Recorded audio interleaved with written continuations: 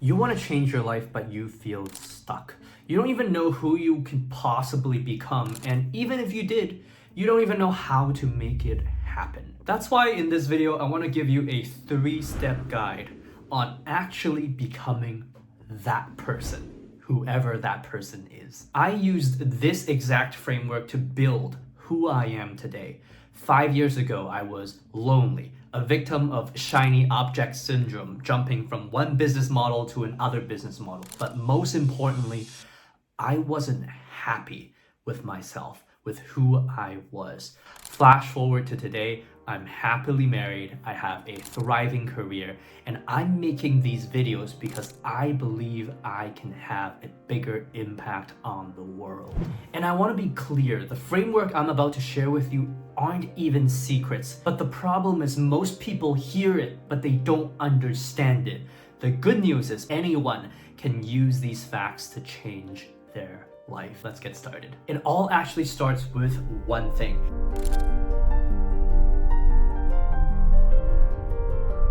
In order to help you fully understand this concept of the end, I want to tell you a story of when I first became a teacher. When I first became a teacher, I had to figure out how to actually teach. And so I went up to a veteran teacher and I was like, how do you actually do a good job teaching? Like, how do I make these kids learn? And the first question that teacher asked me was, hey, Leon, what do you actually want them to learn? And I'm like, I want them to learn economics. Okay, what should they be able to do? Well, they should be able to draw graphs. Okay, and in order for them to be able to draw graphs, what do they need to know? Well, they need to know that a supply curve is upward sloping and a demand curve is downward sloping. Okay, Leon. And so what is evidence that they know that? Well, they should be able to say it out loud. They should be able to verbalize it and explain why different curves are shaped differently. Okay then, Leon, how do you get them to do that? Well, they have to understand why demand is shaped a certain way, why supply is shaped a certain way. Okay, then how do you do that? Well, I gotta teach them that. I gotta tell them why. And they have to understand. They have to understand that it makes sense that when prices are higher, more suppliers want to sell more of a good. It makes sense that when things are cheaper, more people want to buy that thing. Great. There you go. That's how you teach them. And so Stephen R. Covey in his book says something similar. One of his principles of highly effective people is start with the end in mind. What kind of life do you want to build for yourself? How much money do you want to be making? And when I ask this question to my students, a lot of them say $10 million, as much as possible. That doesn't help. You need to sit down and actually figure out an amount of money that you would be okay with for the rest of your life. Like, what's that amount of money that would give you financial peace? Where would you want to live? What kind of house would you want to live in? Who would you want to work with? What kind of work would you want to do?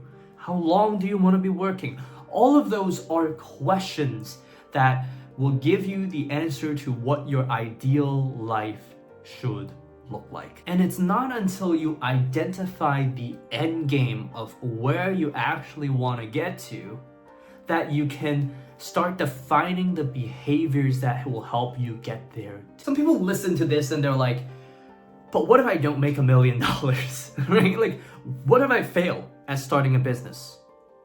Well, first of all, what if you do make $1 million? And what if you don't fail at starting the business? And second of all, what if you do fail at making $1 million? I'm so sorry, you just ended up at 500,000. You just ended up at 200,000. I'm sure that's still a lot better than where you're at today. Progress is good, and you're bound to make progress if you engage yourself in the right behaviors. And in order to engage yourself in the right behaviors, you need to know the end game. And so it's okay to dream big, but once we've identified our end destination, it's time to define our vehicle.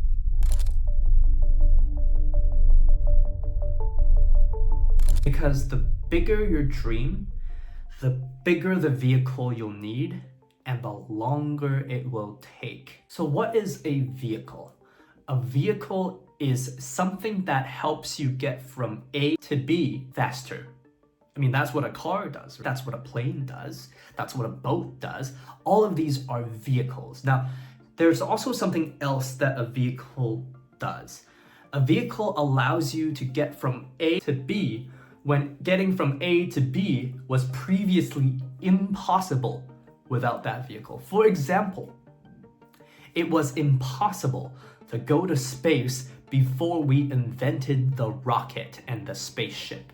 It was very difficult to work anywhere you like before the internet was invented. And so there's a criteria you can use to judge the quality of a vehicle. How reliable is the vehicle? In other words, if 100 people use this vehicle, how often does it break down? Is it like an American car that's all muscle but loves to break down? Or is it like a Japanese car that is super reliable but isn't exactly sexy? The second factor you can use to evaluate the quality of a vehicle is how compatible is it to you?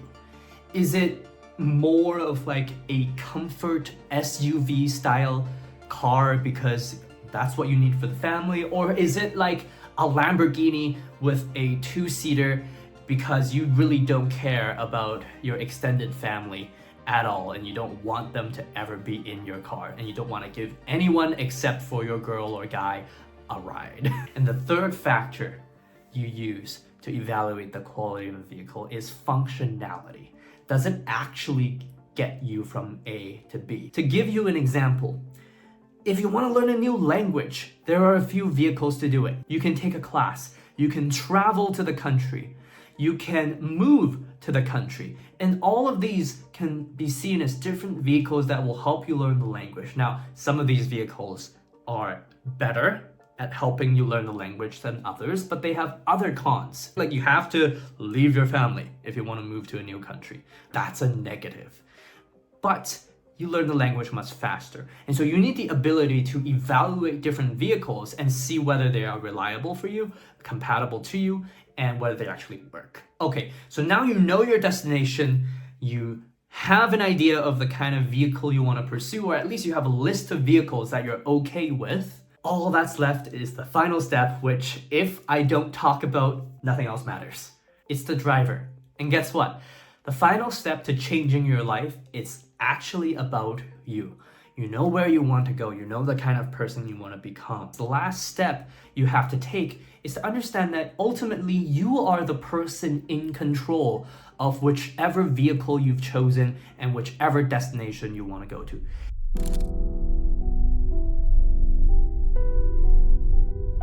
There is no one else except for you that drives the vehicle. And so what does a good driver actually look like? Well, let's use inverted thinking because it's very easy to identify what a bad driver of their life looks like.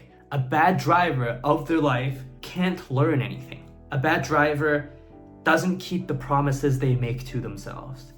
A bad driver is a horrible communicator and people don't like them. A bad driver is prideful and boastful of their own accomplishments. A bad driver is selfish and get jealous when they see other people succeed instead of being happy for those people and recognizing that their success is a sign that you can be successful. This is just a general understanding of what bad drivers look like. Depending on the vehicle you've chosen, there will be a specific set of skills that you'll need to build if you want to drive successfully. Driving a motorcycle is very different from driving a car, is very different from driving a manual car, is very different from driving a truck.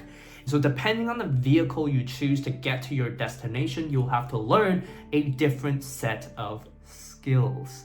And you have to remember that it's more about the driver than anyone else.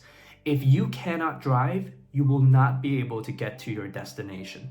And no matter which vehicle you're driving or you've chosen to drive, good drivers learn really well. good drivers learn very quickly. And in fact, learning faster and better can help you get to your goal often in half the time. So watch this video where I, an educator with a decade of experience, teaches you how to actually learn.